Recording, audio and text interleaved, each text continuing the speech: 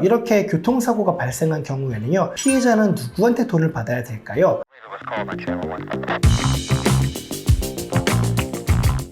네, 안녕하세요. 더 받는 합의, 더 빠른 합의의 용성호 변호사입니다. 오늘은 근무 중에 교통사고가 발생한 경우 어떻게 합의를 해야 되나 한번 말씀을 드려보도록 하겠습니다. 먼저 첫 번째입니다. 근무 중에 교통사고가 어떻게 발생할 수 있지 생각하시는데요. 사실 그런 경우 되게 많아요. 택배 일 하시다가 택배 기사가 교통사고가 발생하시는 경우, 아니면은 택시 운전기사가, 버스 운전기사가 운전 중에 사고가 발생하는 경우, 혹은 내가 버스 기사나 택시 기사 같이 전문적으로 운전업에 종사하는 사람이 아니라고 할지라도 출장을 통해서 이동하는 경우, 아니면 회사에서 제공한 차량을 가지고 이동하다가 사고가 난 경우, 이런 경우가 벌써 근무 중 교통사고가 발생한 경우다 라고 볼 수 있을 것 같습니다. 자, 두 번째, 그러면요, 이렇게 교통사고가 발생한 경우에는요, 피해자는 누구한테 돈을 받아야 될까요? 많은 분들이 이렇게 생각하실 거예요. 가해자의 보험회사로부터 민사합의금을 받아야 되는 거 아닌가, 민사손해배상금을 받아야 되는 거 아닌가 생각을 하실 건데요. 문제는 이게 내가 근무 중에 발생한 교통사고다 보니까요, 근로복지공단으로부터 산재보상금도 받을 수 있습니다. 자, 세 번째입니다. 그러면요,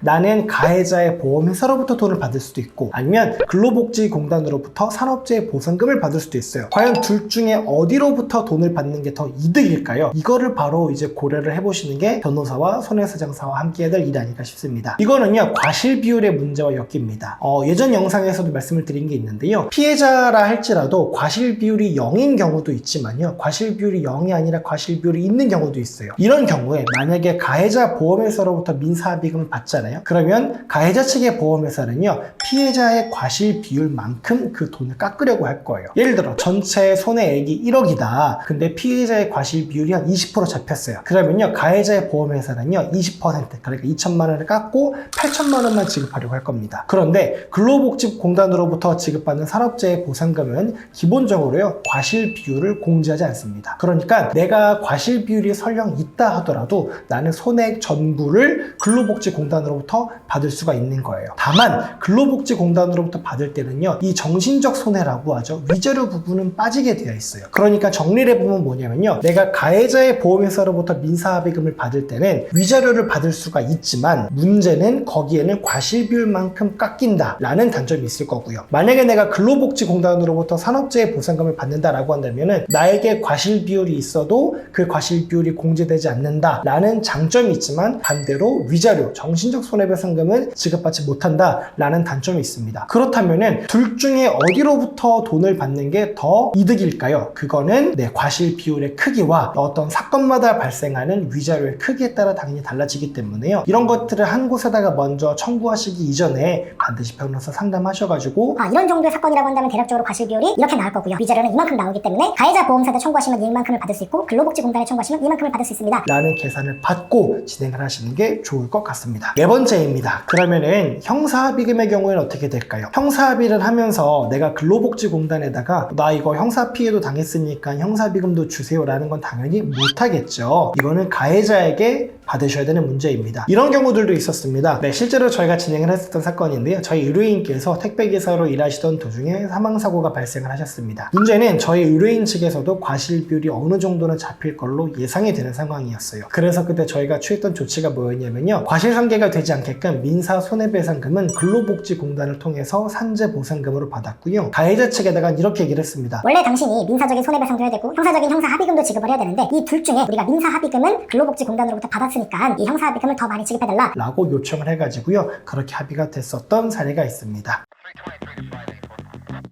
오늘은요, 근무 중 교통사고 발생한 경우에 합의금 더 많이 받는 법에 대해서 알아봤습니다. 근무 중 발생한 교통사고로 인해 가지고요, 가해자와 합의 필요하신 분들이 있으시면요, 반드시 합의금 지급받기 이전에 변호사와 상담을 통해서 근로복지공단과 보험사 중 어디를 통해 합의금을 받는 게 더 많이 받을 수 있는 건지 계산하고 사건 진행하시기 바랍니다. 감사합니다.